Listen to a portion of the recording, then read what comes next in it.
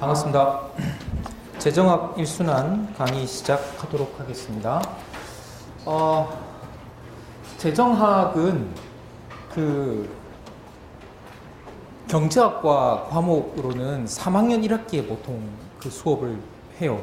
그래서 이제 기본적으로 재정학을 공부하려면 미시경제학이 일정 수준 이상에 있어야 됩니다. 그래서 이제 보통 보면 이제 재정학 예비순환은 여러분들이 이제 준비가 좀 덜 된 상황일 가능성이 커서 뭐 필수는 아니고 이제 재정학 1순환 열심히 여러분들이 해주시면 되겠습니다. 그래서 일단 이 수업을 들으시려면 미시경제학이 1순환 수준 정도가 돼야 되고요. 그러니까 여러분들이 미시경제학 실력 되는 만큼 재정학 할 수 있어요. 그래서 이제 미시경제학 2순환 하고 나면 재정학 2순환, 3순환을 들을 수 있게 됩니다. 근데 이제 보통 보면 재정학 2순환 때 보면 이게 이제 12월, 1월이거든요. 12월 말에서 1월까지 진행하는데 그러다 보니까 학생들이 피셋 해야 되기 때문에 못 듣겠습니다. 그런 학생들이 있어요. 그래서 일단 어떻게 진행되냐면 요렇게 해가지고 1순환, 3순환 있으면 2순환은 요렇게 겹치게 해가지고 빠지지 않게 돼 있어요. 그래서 일단 피셋이 되게 급하신 분들은 1, 3순환만 들어도 되는데 그렇게 해가지고 안 되거든요, 보통. 그래서 이제 이렇게 좀 중복 학습을 좀 해주시기를 일단은 부탁을 드립니다. 근데 일단 뭐 여러분들이 뭐 딱 필수적으로 딱 들으시면 1, 3순환, 그래 가능하면 이제 2순환도 좀 들으셨으면 좋겠다는 정도로 생각하면 되겠습니다. 그 다음에 교재는 그냥 이제 재정학 할 때 옛날부터 다 이 책 봐왔어요. 이제 서울대학교에서 쓰는 책이고 내용도 가장 풍부하고 요즘 이제 고시 출제가 이제 경향이 좀 바뀌었지만 이제 기본적으로 논술 시험이지 않습니까? 그래서 문장으로 이렇게 답안했을 때 제일 참고할 게 많은 그런 교과서입니다. 그래서 이제 우리도 이중국 교수님 책만 있으면 수업 들을 수 있습니다. 그 다음에 수업 진행하면서 일단 두 번째 나와 있는 전영섭 나성민 교수님 책까지는 거의 대부분 커버를 합니다. 그럼 이 두 권이 강의가 된다고 생각하시면 돼요. 그 다음 나머지 책들은 봐야 됩니까? 제 생각에는요, 초시 보시는 분들, 이제 내년에 첫 번째 시험 보시는 분들은 교과서를 너무 느릴 필요는 없을 것 같아요. 교과서를 더 살 필요는 없다고 생각합니다. 대신에 문제를 보는 게 나아요. 그래서 요 아래쪽에 제가 소개해 드린 내용은 제가 이제 2순환, 3순환 가면서 필요한 내용들 뽑아가지고 보충 자료로 드릴 거거든요. 이거 쓸 필요 없습니다. 여기 다 강의 계획서에 나옵니다.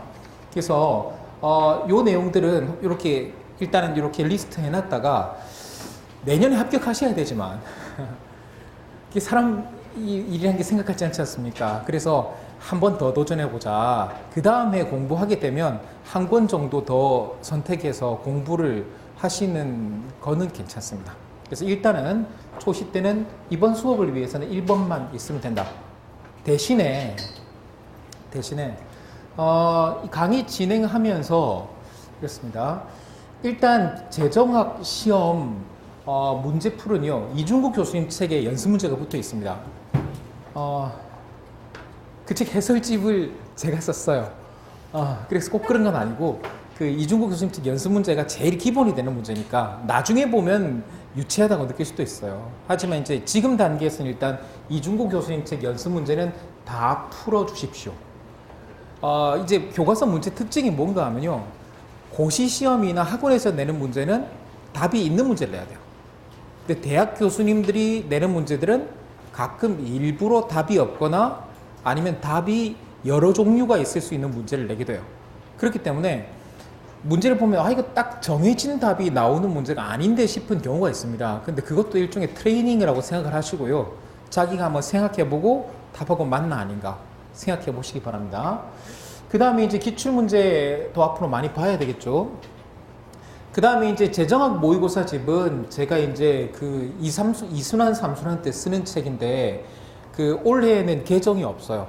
그렇기 때문에 혹시 여러분들이 문제를 좀 풀고 싶다라고 하면 미리 구입하셔도 괜찮습니다. 종합반 분들이 많으니까 어차피 뭐 구입하실 거잖아요. 미리 사도 되고. 네, 그렇다는 겁니다. 그 다음에 이제 저는 여러 책 연습 문제를 다 봅니다. 거기서 이제 연습 문제에서 이제 뽑아가지고 여러분 모의고사 내고 하는데요. 일단 1순환 모의고사는 교과서 연습 문제하고 제 책에 있는 연습 문제 수준에서 거의 뽑아서 낼 겁니다. 비슷한 문제 뽑아낼 거니까 그 정도로 진행하겠다라고 생각하시면 되겠습니다. 그 다음에 이제 모의고사 있는 날, 이게 이제 12회 진행하는데요. 11회 했다가 12회 했다가 했는데 12회 하면 조금 시간이 여유가 있어요. 그래서 일단, 모의고사 4번이고요. 모의고사 보는 날은 6시에 시작합니다. 그 다음 모의고사 없는 날은 오늘은 첫날이라서 6시 40분에 공지된 대로 했는데 내일부터는 그냥 6시 20분이라고 생각하세요. 내일부터 6시 20분에 하고 수업 일찍 끝나면 그냥 일찍 끝낼게요. 뭐 10시에 끝나는 날도 있고 그래요. 그러니까 일단 6시 20분이 6시 20분이다 라고 생각하고 오시면 되겠습니다. 그럼 이제 본격적으로 강의를 진행하겠습니다. 교과서 쭉 보면서 진행할 거고 매일 자료를 드리는데요. 그게 뭔가 하면 챕터별로 자료가 돼 있어요. 챕터별로 자료가 돼 있으니까 그거를 모으세요. 그냥 자료를 모아 두시면 제가 이제 드릴 자료가 1순환 때 반, 3순환 때 반 드리거든요. 1, 3순환 자료 모으면 그냥 단권화가 됩니다. 단권화가 그냥 자료 정리하면 되는 거거든요. 두 권화 해도 되는 거거든요. 자료 정리 그렇게 정리하시면 되겠습니다. 자, 그럼 이제 재정학이 뭐냐라는 건데 그 교과서 4페이지 봅시다. 여기 1장에서는 시험 안 나오죠. 재정학 영어로 Public Finance인데 Finance가 무슨 뜻이에요? Finance는 세입과 세출을 말합니다. 기본적으로 돈을 어떻게 끌어와서 돈을 어떻게 쓸 것인가, 돈을 걷어와서 쓰는 과정을 보통 Finance라고 합니다. 기업 재무관리도 있습니다. 이게 Corporate Finance가 되면 기업 재무관리를, 재정을 이야기합니다. 정확하게 말하면 국가재정이라는 뜻이죠. 그래서 이제 두 번째 줄을 보시면 국가재정의 경제학적 분석 되어 있습니다. 국가재정의 경제학적 분석되어 있는데 국가재정의 경제학적 분석, 국가재정을은 뭔가 하면 국가재정의는 무엇을입니다. 무엇을, 연구 대상을 말하는 겁니다. 그 다음에 이제 경제학적 분석은 어떻게를 이야기하는 겁니다. 그러니까 무엇을 어떻게 라고 써놓은 거죠. 그리고 국가작용을 법에서 볼 수도 있고 국가작용을 행정학의 입장에서 볼 수도 있고 국가활동을 경제학적 관점에서 볼 수 있는데 국가활동을 경제학적 관점에서 보겠다라는 그런 의미라고 생각하시면 되겠죠. 네. 그래서 이제 네 번째, 다섯 번째 줄 보시면 국가재정 이외에도 라는 말을 쓴 것은 재정이라는 게 원래는 말 그대로 하면 국가의 활동 전체를 의미하는 게 아니고 국가의 활동 중에 돈을 걷어서 쓰는 과정은 굉장히 작은 부분이잖아요, 사실은. 근데 그것뿐만 아니고 국가의 활동 전반에 대해 가지고 경제학적 접근을 한다라고 생각하시면 되겠습니다.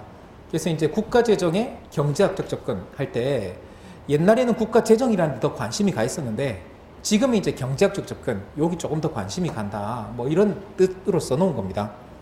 그 아래쪽에 보시면 이제 그 제도의 특성을 연구하는 것도 중요한데 제도 자체의 특성을 연구하면 이게 이제 법적인 접근이나 이런 게 조금 더 많이 되겠죠. 근데 그것이 경제에 미치는 영향을 따진다라고 하면 이제 경제학적 접근이 조금 더 강할 겁니다. 제도 자체에서 미치는 영향까지.